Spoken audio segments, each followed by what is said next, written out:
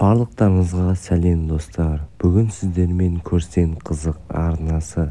Достар, бүгінгі видеода осы машинаты жайлы түсірілген мультфильм жайлы, яғни Тачки мультфильмі туралы топ 6 өте қызықты сіз білмеген фактілерді айтатын боламын. Ал ендеше видео басталмай жатып, видеоға лайк басып, арнаға жазылып, достарыңызбен бөлісуді ұмытпаңыздар. Ал ендеше біз көп созбай бастаймыз.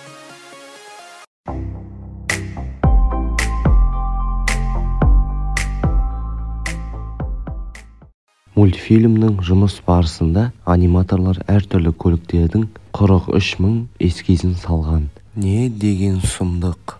Сіздер найзағай Маккуиннің саны не үшін 95 екенін білесіздер ме? Бұл сан негізінде кездейсоқ таңдалмаған. 1995 жылы Disney Pixar'дың алғашқы мультфильмі жарық көрді. Ойыншықтардың тарихы, яғни История игрушек деген атты мультфильмге арнап шығарған екен. Алдыңғы әйнедегі көздерді Джон Лассетер ойлап тапқан.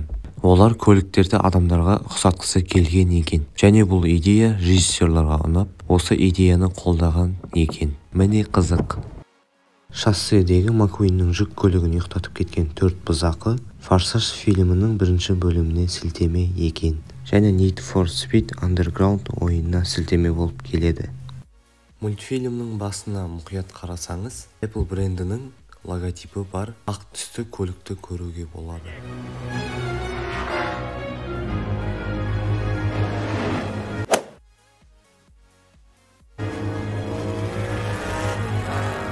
Тағы да байқасаңыздар, Луиджидің номері 445-108 болып келеді. Бұл Италияның Модена қаласындағы негізгі Феррари зауытының ендігі мен бойлығы.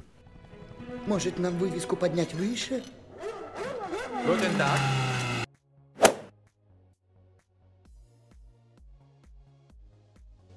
Мінекей достар, видеода соңына келіп жетті. Достар, егер видео ұнаған болса, көңілдеріңізден шыққан болса, осы видеоға лайк басып, арнама жазылып, және де видеомды бірінші болып көру үшін колокольчикті басып, достарыңызға таратуды ұмытпаңыздар. Сіздер мен үшін мотивациясыздар. Ал ендеше қоштаспаймыз, келесі көріскенше.